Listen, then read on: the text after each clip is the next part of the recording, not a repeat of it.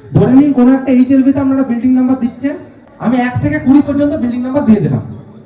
আমার মনে পড়েছে ওই 10 নম্বর বিল্ডিং আর 11 নম্বর বিল্ডিং যেটা দিয়েছিলাম তার মাঝখানে একটা বিল্ডিং ছাড়া গেছে, সেখানে আমার বিল্ডিং নাম্বার দেওয়া হয়নি। বা আপনার মনে পড়েনি, কেউ একটা এসে বলছে যে স্যার আপনি কি সার্ভে করছেন সেন্সাসে? আপনারা বললেন হ্যাঁ। বলে কেন স্যার, আমার বাড়িতে তো আমরা জাননি। তখন আমি বললেন আমি যাবো না স্যার, ওইদিকে সব হয়ে গেছে, আমার বাড়ি বাদ চলে গেছে। তখন আপনি জিজ্ঞাসা করলেন কোন বাড়ি, তখন বললো ওই বাড়িটা। তাহলে তখন এবারে কি করবেন? তখন তার ক্ষেত্রে বিল্ডিং নাম্বারই বা কি হবে, সেন্সাস হাউসই বা কি হবে?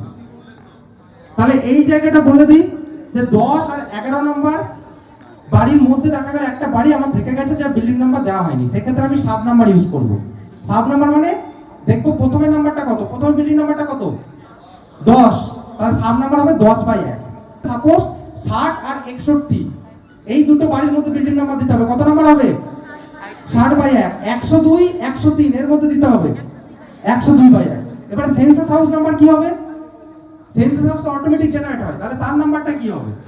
সেন্সাস হাউসের ক্ষেত্রে আপনি লাস্ট যে বাড়িতে দাঁড়িয়েছিলেন সেই বাড়িতে যতটা সেন্সাস হাউস হয়েছিল আপনার অ্যাপে, ঠিক তারপরে সেন্সাস হাউস আপনার ওই বিল্ডিং এর জন্য শো করবে। আমার লাস্ট সেন্সাস হাউস ধরে নিলাম হচ্ছে 0014, তাহলে আমি যখন এবারে ওই বিল্ডিং এর জন্য নাম্বার দিলাম, তাহলে ওই বাড়িতে সেন্সাস হাউস কত থেকে শুরু হবে 0015, মানে আমার অ্যাপে যেটা লাস্ট আছে তারপর থেকে সেন্সাস হাউস শুরু হবে।